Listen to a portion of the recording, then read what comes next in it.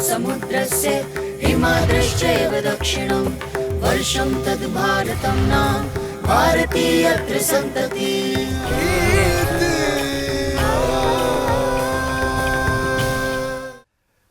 नमस्ते।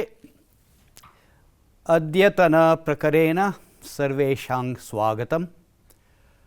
अद्य वयं भारतीयभाषाविषये चर्चां करिष्यामः। सर्वक्षेत्रेषु भारतीयभाषाणां प्रयोगः भवेत्।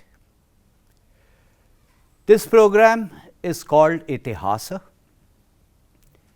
Itihasa is about Sanskriti, culture. Sanskriti cannot be delinked from language, bhasha. So today we will talk about the importance of bhasha, Indian languages. सुंदर सुर भाषा, सुंदर सुर भाषा, मुनिवर विकसित कविवर विलसित,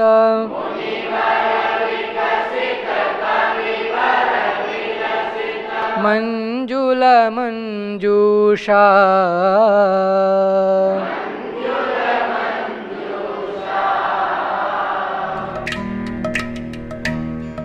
दुनिया में संस्कृत के प्रति आकर्षण बढ़ा है। लोग देव भाषा संस्कृत की ओर लौटने लगे हैं। दुनिया की दूसरी भाषाओं का जो दबाव और प्रभाव बना था, उससे बाहर निकलने का दौर जारी है। लोगों को संस्कृत में एक चमक दिख रही है। यह सब सुनकर आश्चर्य हो रहा हो तो आपको बता दें कि आज लाखों लोग धारा प्रवाह संस्कृत बोल रहे हैं। मम नाम नीतेशः, मम नाम नीतेशः, भवतः नाम किम? ये लोग संस्कृत में वैसे ही बातचीत कर सकते हैं जैसे दूसरी किसी भाषा में। ऐसा भी नहीं है कि इन्होंने किसी भाषा को छोड़कर संस्कृत सीखी हो। सुंदरम अन्य भाषा भी बोलते हैं, किसी भाषा का साथ छोड़ा नहीं है। थोड़ा ध्यान इस ओर दिया, प्रयास किया और बोलने लगे संस्कृत। अरे नमो नमः भगिनी। पूनम भगिनी आगता। भवती किमर्थं विलम्बेन आगता? अरे अहं किं करोमि, बस् स्थाने बसयानमेव न आगच्छति। अद्य तु अवधानं करणीयम्, अद्य परीक्षा अस्ति खलु। सामान्य धारणा के विपरीत संस्कृत बहुत ही सरल और सहज भाषा है। किसी भी सभ्यता को अजर बनाने में ऐसे कई तत्व सम्मिलित होते हैं जो उसे पुष्पित पल्लवित करते हैं। भाषा एक ऐसा ही तत्व है। जिस तरह मानव जीवन में नदियों का प्रवाह, उसी तरह संस्कृति भाषा के प्रवाह के साथ ही जीवंत रहती है और आगे बढ़ती है। ओम भूर्भुवस्वः तत्सवितुर्वरेण्यं भर्गो देवस्य धीमहि धियो यो नः प्रचोदयात्। यही भाषा सभ्यता और संस्कृति का दर्पण भी होती है। राष्ट्र निर्माण में एक स्तंभ के रूप में कार्य करती है। भारत की सनातन संस्कृति का सार एक ऐसी ही भाषा में निहित है। वो है संस्कृत, यानी देववाणी, यानी वेदों की भाषा।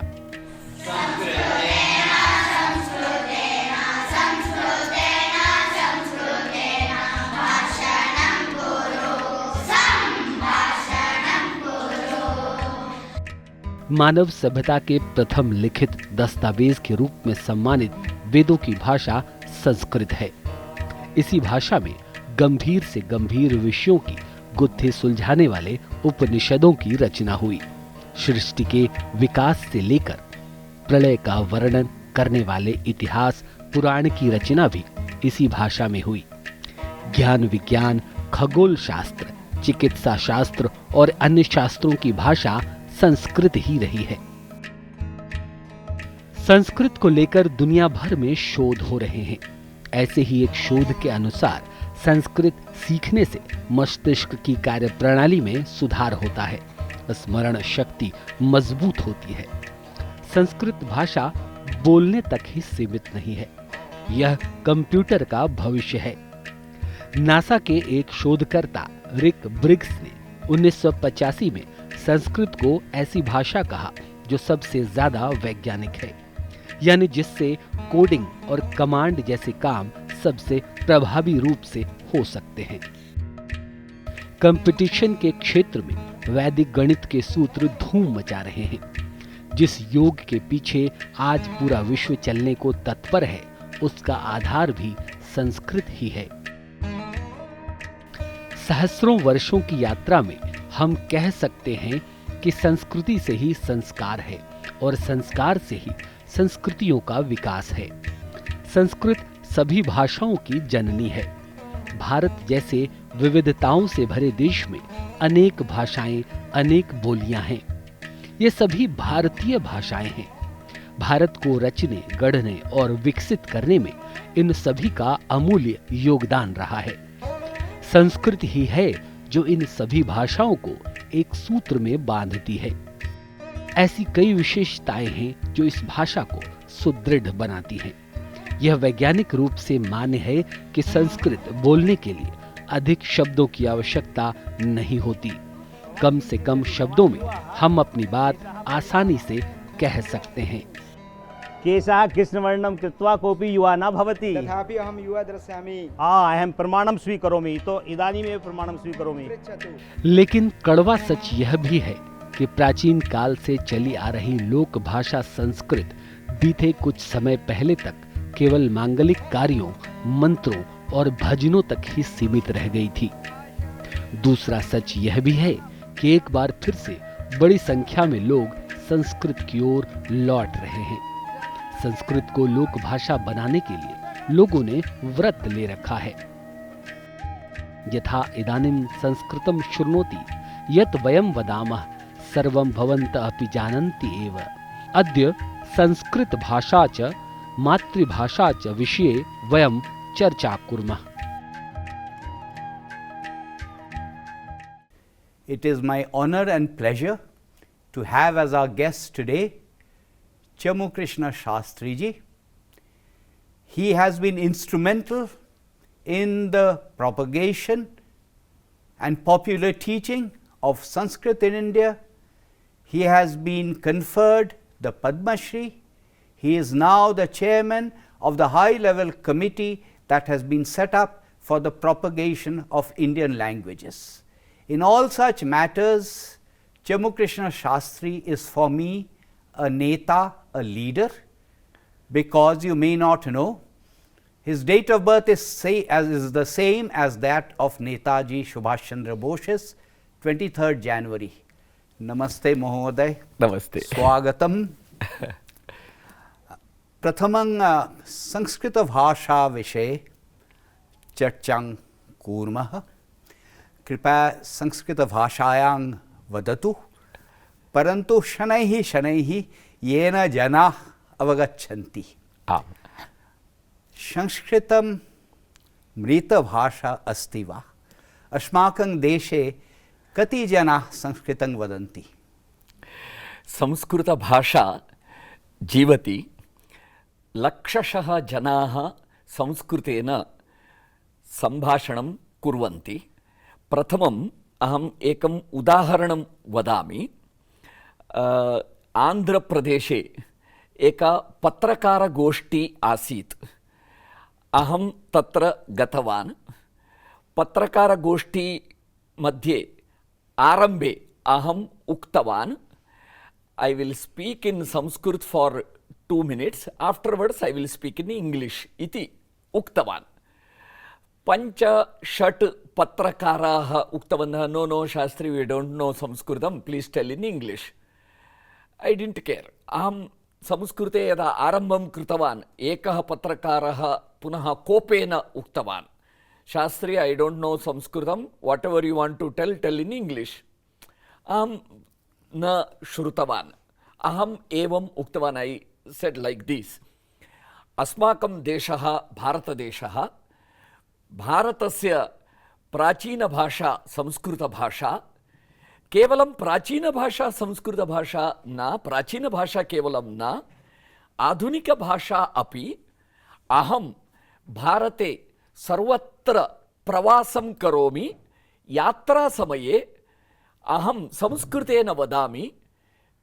कश्मीरतः कन्याकुमारी पर्यन्तं रेल यात्रा समये रेल स्थानके सामान्य कूली जनः अपि मम संस्कृतं श्रुत्वा अर्थं जानाति, कष्टं न भवति। तत्र कारणं सर्वभारतीयभाषासु अधिकाः शब्दाः संस्कृतशब्दाः। There I stopped. The moment I stopped, that pressman said, "This Sanskrit I can understand." If this Sanskrit you understand, then which is that Sanskrit which you don't understand? That Sanskrit which you heard in the form of mantras, that Sanskrit which you heard in the form of shlokas, that Sanskrit which you read in schools through grammar and translation. So, तेन कारणेन तत्र तत् कठिनम् अस्ति। संभाषण संस्कृतं सरलं, यथा English भाषायां संभाषण इंग्लिश सरलं भवति, तथा शेक्स्पियर इंग्लिश, लिटरेचर इंग्लिश कठिनं भवति। तथैव संस्कृते अपि संभाषण भाषा सरला, साहित्य भाषा प्रौढा भवति। इदानीं भारते सर्वत्र सरल मानक संस्कृतं, सिंपल स्टैंडर्ड संस्कृत, तस्य पॉपुलराइजेशन अस्ति, प्रचारः अस्ति। अतः लक्षाधिक जनाः संस्कृते भाषन्ते। thousands of families where संस्कृतम् एव, बालानामपि मातृभाषा संस्कृतम्। एवम् इदानीम् एकं नूतन आन्दोलनम् अस्ति, संस्कृत संभाषण आन्दोलनम् इति। कियत् अद्भुतं। बहवः जनाः संस्कृतं वदन्ति, संस्कृतशिक्षणं कठिनं नास्ति, परन्तु ये प्रौढाः कुत्रापि कार्यरताः ते कथं संस्कृतशिक्षणं कर्तुं शक्नुवन्ति? तत्र बहुविध कार्यक्रमाः सन्ति। एकं 10 दिनानाम् एकं सम्भाषणशिबिरम् इति, संस्कृतसम्भाषणशिबिरम् इति, 2 hours a day 10 day class अस्ति। संस्कृतभारती तत् कार्यक्रमं करोति, सर्वत्र करोति। पुनः संस्कृतभारत्याः एव पत्राचारद्वारा संस्कृतशिक्षणम् इति करेस्पाण्डेन्स् कोर्स् अस्ति। पुनः संस्कृत प्रमोशन फाउंडेशन द्वारा संस्कृत फॉर स्पेसिफिक पर्पस इति, Sanskrit for yoga, Sanskrit for Ayurveda, Sanskrit for Bhagavad Gita, Sanskrit for Vedanta इति 12 पाठ्यक्रमाः सन्ति, ऑनलाइन कोर्सेस् सन्ति। तथैव अन्य बहुविध संस्थाः, Madras Sanskrit college, central Sanskrit university, Tirupati Sanskrit university, तेषां बालगोकुलम् इति बालानां कार्यक्रमः, प्रौढानां कृते नानाविध कार्यक्रमाः, बिगिनर्स लेवल, एडवांस्ड लेवल इत्यादि कार्यक्रमाः सन्ति। किं संस्कृतं दुर्शिक्षितम् इन द फॉर्मल सिस्टम? आम् आम्, संस्कृतं सुशिक्षितं, सरलतया शिक्षणं शक्यं। पुनः तत्र भाषणं केवलं न, लेखनं, पठनम् इत्यादि सर्वविध शिक्षणकार्यक्रमाः सन्ति। सर्वकारः एकः कर्तुं न शक्नोति। वयं किं कर्तव्यम्? अस्माभिः नागरिकैः किं कर्तव्यं? भवान् इति विषये किं मन्यते? तत्र नागरिकैः सर्वैः अपि प्रथमं तावत् संस्कृतभाषाविषये जनानां यः अभिप्रायः अस्ति, चिन्तनं, संस्कृतं कठिनम् इति केचन जनाः चिन्तयन्ति, संस्कृतम् अद्य तस्य उपयोगिता का इत्यादि जनानां प्रश्नः अस्ति। एतेषु सर्वेषु विषयेषु अस्माभिः जागृतिः निर्मातव्या, अवेर्नेस् निर्माणं करणीयं, संस्कृतस्य सरलमुखस्य प्रचारः करणीयः। पुनः सर्वत्र कक्ष्याणाम् आयोजनं करणीयं। विद्यालये, महाविद्यालये संस्कृतपाठः संस्कृतमाध्यमेन भवेत् इति तदर्थं प्रयत्नः करणीयः।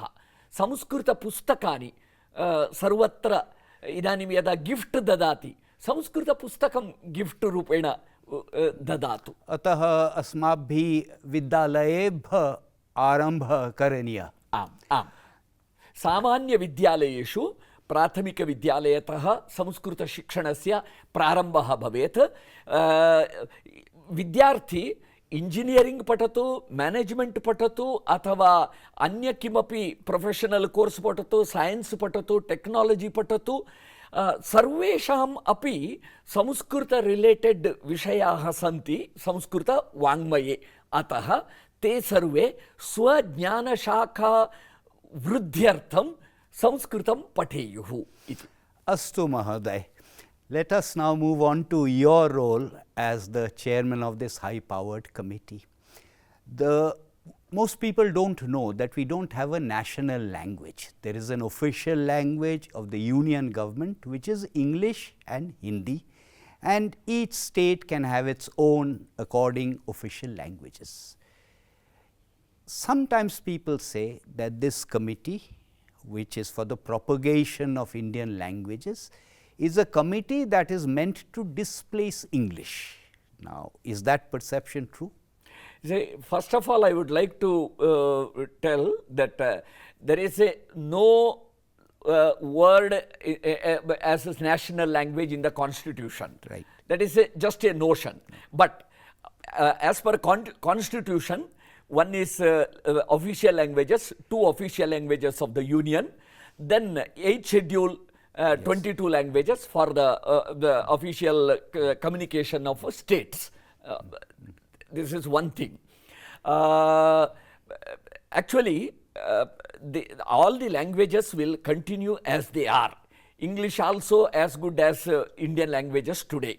So there is no, but of course, Bharatiya Bhasha Samiti is, established by Education Ministry to suggest pathways, speedy pathways to promote Indian languages with regard to implementation of NEP 2020, and also there are so many language institutions, how to strengthen those language institutions, and also how to leverage technology for promotion of Indian languages.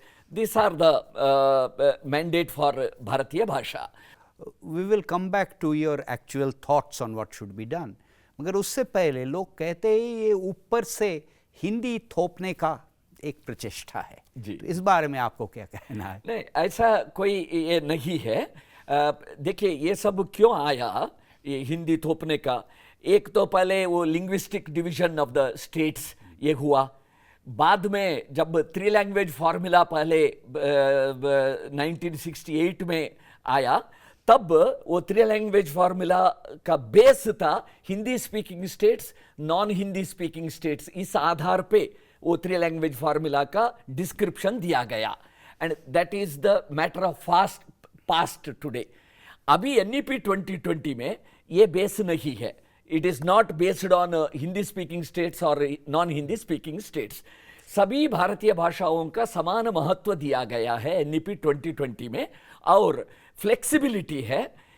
छात्र या राज्य की कोई भी 3 भाषाएं वहाँ भाषाओं का चयन कर सकते हैं, इसलिए हिंदी भाषा तोड़ने का विषय है ही नहीं। What is a bhasha? Because the reason I'm asking this is bhasha or matri-bhasha, it's a spoken tongue. It may not even have a script, at least hypothetically. We have a definition in terms of the schedule, but outside the schedule, what exactly is a bhasha? How will I define a bhasha?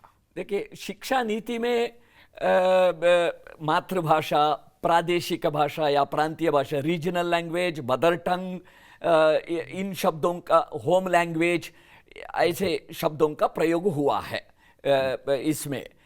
इसके अलावा भी कुछ शब्दों का प्रयोग हो रहे हैं लिंग्विस्टिक्स क्षेत्र में और अन्य अन्य चर्चाओं में, जैसे endangered language, minority language, majority language, कुछ शब्द बहुत लोडेड भी है, मार्जिनलाइज्ड लैंग्वेज, ये शब्द, ऐसे शब्द भी प्रयुक्त हो जाते हैं।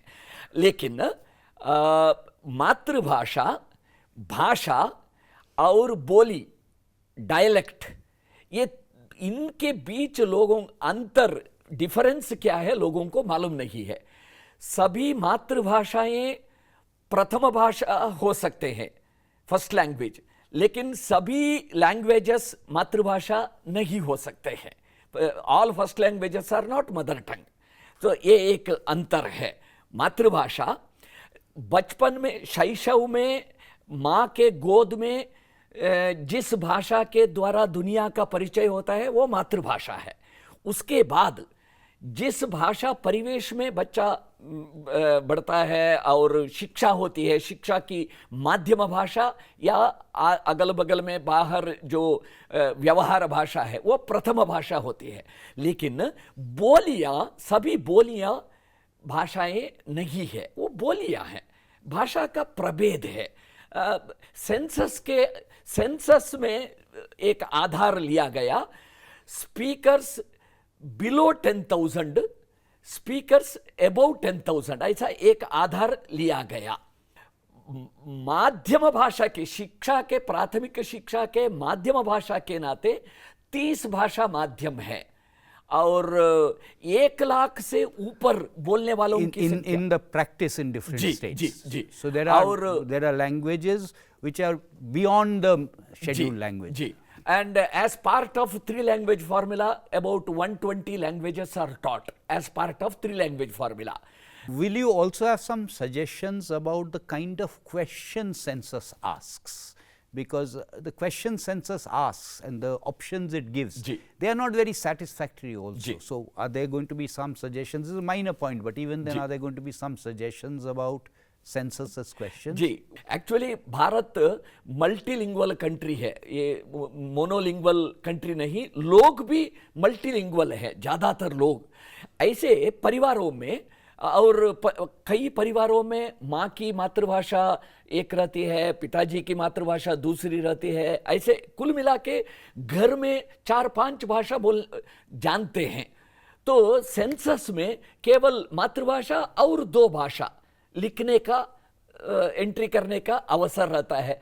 और वहाँ क्या होता है, स्ट्रेस रहता है लोगों के. इसमें भी एंट्री करते समय कन्नड़ न लिखवाने से फिर बाद में कर्नाटक का कन्नड़ न लिखने से फिर बाद में एम्प्लॉयमेंट के लिए प्रॉब्लम होगा क्या, अंग्रेजी न लिखने से बाद में एम्प्लॉयमेंट के लिए प्रॉब्लम होगा क्या, ये सारे स्ट्रेस रहते हैं. इसलिए सेंसस एंट्री में वो 3 भाषा लिखने के स्थान में 5 भाषाओं का वहाँ एन्यूमरेशन होना चाहिए.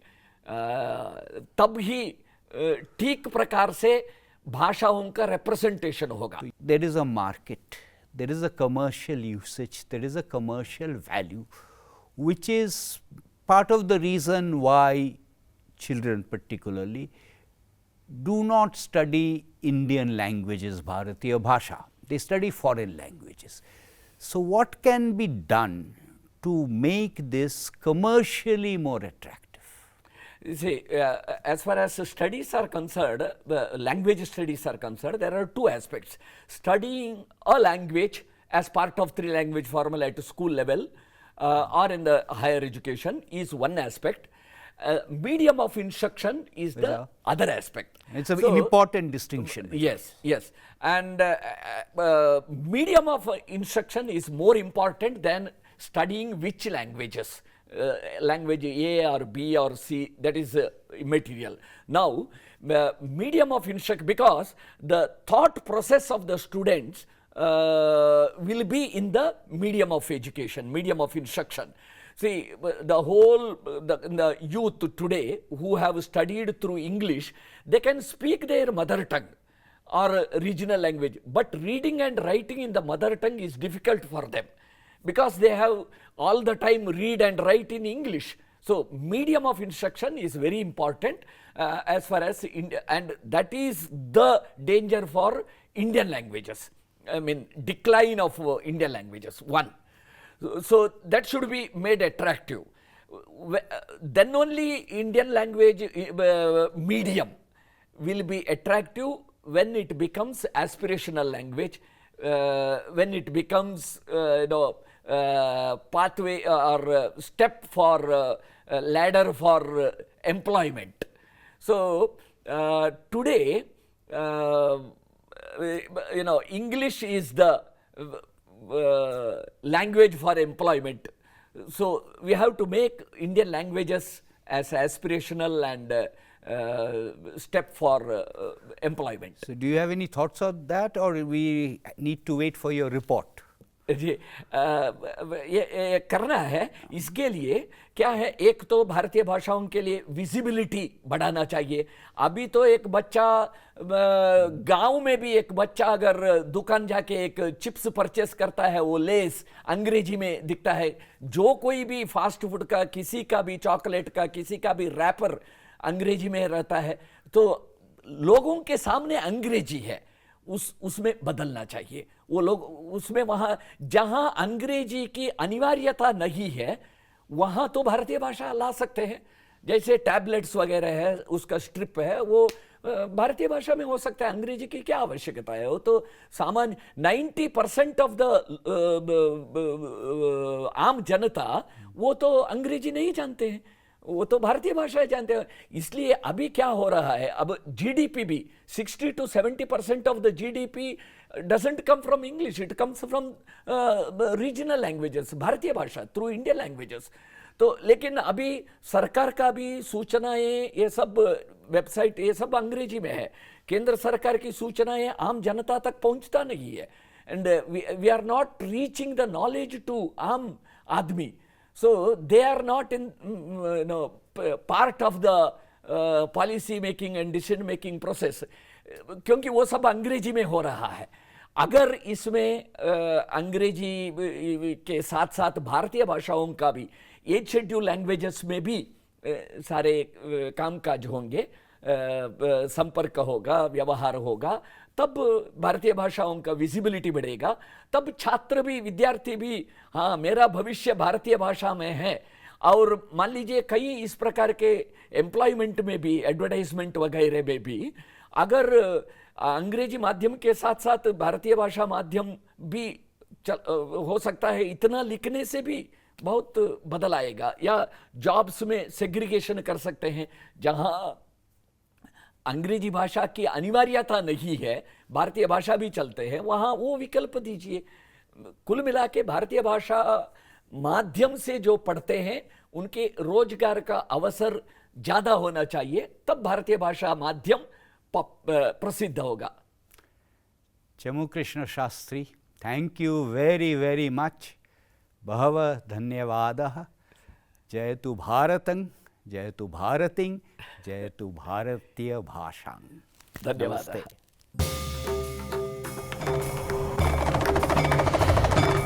उत्तरं यत् समुद्रस्य हिमाद्रश्चैव दक्षिणं वर्षं तद् भारतं नाम भारतीय त्रिसन्ततिः।